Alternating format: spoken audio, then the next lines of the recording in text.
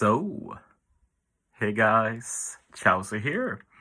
I just got back from work, so this is just a quick little hype video regarding the 10th anniversary news, because for once in this game, I think there's mostly reason to celebrate rather than be negative, because it looks like this is going to be one of the hypest Annis we've ever had. Sorry about that. That's one of the things when you record live.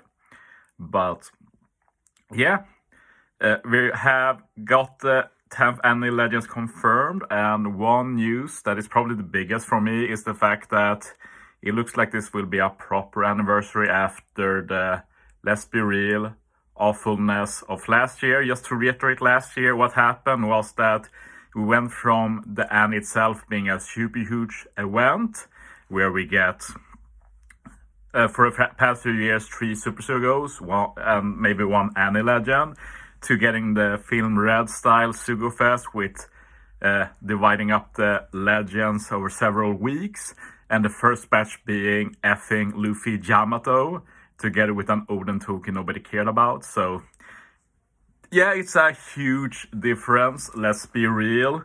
Like, I can't see this being a Film Red, at least in, well, we're getting a big Sugo on the actual Anni, which is the main deal. We might get more Super Sugos after that if they want to try and like mix and match. Like, we have the big Anni day, but we also can milk the red style by having more Super Sugos later. Might happen, we have to wait and see. But yeah, super exciting to actually have that. And not only that, it looks like this is going to be one of the biggest power creeps we've got in recent memory. I'm sure some will disagree, but I will say that I haven't read all of the units that much right now, but some of the things they can do is just something that I wouldn't even have predicted going ahead of this. So yeah, they really went out of the way to make this feel special, and that's what I like as well. We didn't get like the Egghead Sugura. Like, imagine if this was just a new Gear 5 Luffy, it was a Lucci or something, like, that wouldn't have been the same. They actually tried to do an effort. And I will say that despite doing an effort, I have no idea what Bandai were thinking, making this Ace Luffy Sabo one of the units. Like, it feels so weird compared to the others in terms of like excitement and such, but yeah, sure. Anyway, let's talk about some of the things that excited me. One thing that's kind of weird is the fact that despite having a lot of units in the art, like all of the units are solo units, it kind of brings back like the Super Tandem Luffy debut that is also getting a 6+, by the way, another hype thing. But like, he had Sora and Sanji in it, and now this Luffy has Kid and Law in it, despite Kid and Law having nothing to do with the unit. They are just part of his superclass requirement together with a lot of other units, so, or EX I should say, not superclass. So it's a bit weird, but sure, we got the Luffy we expected. Yet, one thing I would say that I love about these units is the fact that all of them have something very new and fresh in their captain ability. All of these are things that we've been wanting for a long time. Like this Luffy, for example, he reduces the swap and versus effect requirement at start of the quest. And I think it was 3 swap reduction, which is huge.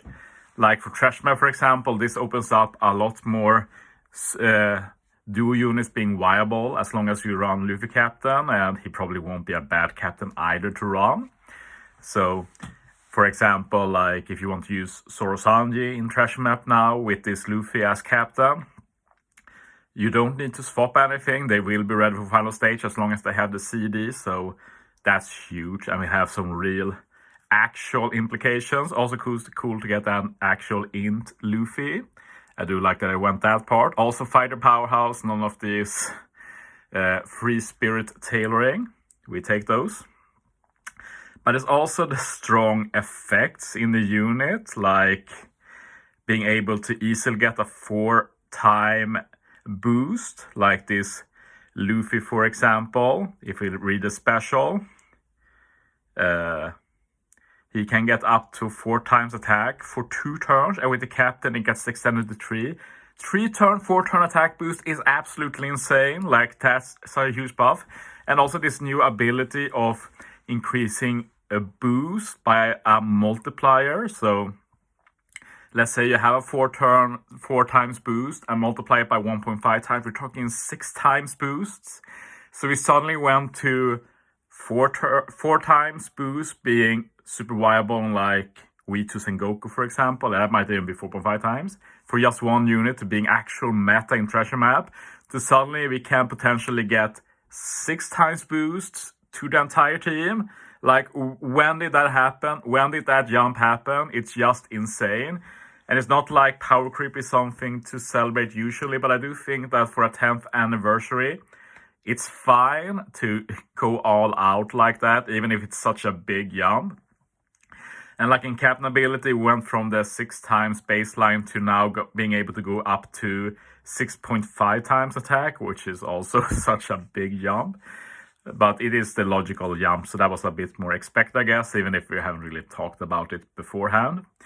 But I do like that we have the power creep, but we also have some actual interesting stuff in the captain abilities as well, which I really appreciate.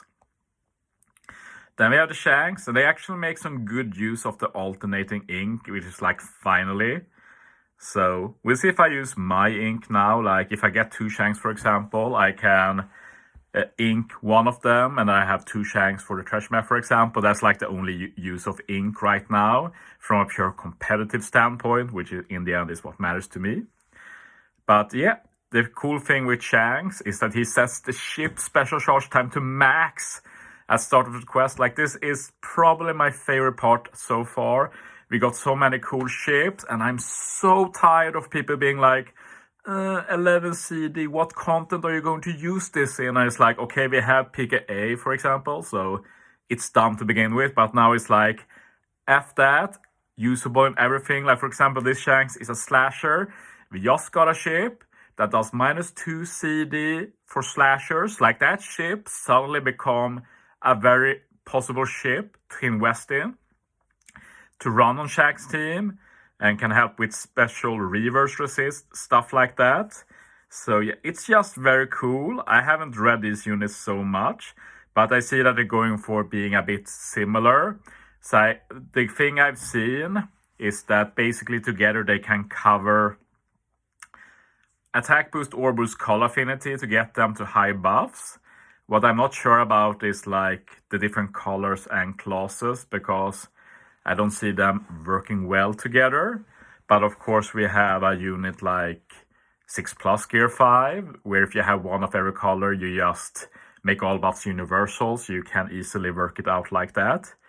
But remember, like Gear 5, as good as he is, he's still like 3.25 times attack or orb, something like that. And we're jumping up to 4 times. Like, it's pretty insane. And also that, like Shanks here, for example, further increases the effect of increased attack boost by 1.5 times, as said. Apply this to the orb attack boost from Luffy 4 times. 1.5 more. It's 6 times attack boost. Like, it's insane. The power creep is crazy. So there's no wonder they removed the damage limit, even if it's bugged right now. If it's still bugged after next Super Boss or something, I'll probably make a video about that. So, but yeah, I'm just very excited. All of these units have Rush as well, which is a good thing actually, since Rush historically has been very good at level 1. Like, the difference between a level 1 Rush and a level 5 Rush is basically minimal. So that's very exciting. Then we have this Ace unit, and yeah, this is not exciting. It's still a cool captain though. Reduces special charge time by 50%. So if a unit has 16 CD, you get a -8 CD, if I understand it right, which is of course insane. So Ace will be good just for that. And it's cool that he's also a shooter, giving some shooter love. But yeah, he's the one I've looked at the least. Like, still, free conditional as well. Burn 2.75 times conditional, which is very strong. And add together the 4 times, up to 4 times ore boost. So, like, this actually opens up 6 times color affinity with Ace, which is also insane. Like, we haven't even reached the stage where 3 times color affinity is something you take for granted. And suddenly we have the potential of getting a 6 times qualifying. Like, it's out of this world, this power creep. So yeah, they did a good job with that and keep it also pretty interesting, I'd say. But it's going to be very interesting to see how they do with the Anni content, because it looks like the synergy between these legends is very low. So it would be cool if we got a lot of rare recruits to build batches like. So yeah, it's a fascinating. They talk about action special. I don't feel like we got the wiser. Like, these units have rush. Is action special also potential ability? Will it compete with rush? Or will it be built into the special, which would be very generous and also pretty hype by Bandai? We also got this Roger legend. This made me a bit disappointed. We're like, oh, who's going to be, like, going back to the beginning of everything, and it was like Roger. And personally, I'm so tired of all of the love this unit gets, this character gets, I should say. But sure, we got a new Barry and Experience Captain. I don't think this power creeps Marco, which makes it a bit whatever. But yeah, sure, we got a Roddy legend. Like, this is how excited I am. We're just going to skip it. I look at it later. I look at every legend here is going to get a video for sure. Maybe I even start with something today, but I probably want to wait for the data download. We'll see. For sure. But yeah, we can see some events we're getting here with... this is probably the only big disappointment. I think they confirmed that we're getting a grand party on Anni, and it's like, bro, why grand party? And especially this month when I'm banned, like, are we really going to bring back another grand party right around then? Like, Jesus. 6+ Luffy, super cool. I don't really like the direction they went with units. Like, why all of those old, like, why all of the childhood and then that Luffy? Like, that image just doesn't make sense to me personally, but I'm sure somebody will love that, and I love him getting a 6+. Like, it should have been Kid getting a 6+ if we're going by order. And before this Luffy, it should have been Luffy Crew and Rather Whitebeard. But sure, I'll take this. Like, the OG artwork for this Luffy is horrible, so this is definitely an improvement, no matter what, of course. Free games is nice, of course. Lots of campaigns. Let's see if there's something else to talk about. I guess this is cool. Choose Your Legend. That's a thing we have. Choose Your Legend is from Fire Emblem Heroes. They have an event called like that. So it's basically that. But yeah. For 10 days, we get to pick a legend. So, yeah, I guess this confirms I will own this Hiyori soon, if I don't pull her anyway. So, yeah, I'm happy to get her. We'll see what else I pick. Like, I'm not super excited since it's just normal legends, and it's very easy to level 150 normal legends, at least if you pull as much as me. But definitely a cool thing to do for the 10th Anni. I appreciate it. And, yeah, said, like... Why a grand party? Why a grand party? Who wanted a special extra grand party? Like, this is the only dumb thing from this news. Like, I don't understand, but sure. A lot of other good news, so we take it. And yeah, free games, all good. And we have the Sugo, and I can't wait for the download and seeing everything. So yeah, they did a good job. This is way better than a lot of other potential 10th Annis we could have gotten. So I approve. I'm happy. I'm hyped. Bring on the 10th anniversary this weekend. Thanks for watching, guys. See you next time.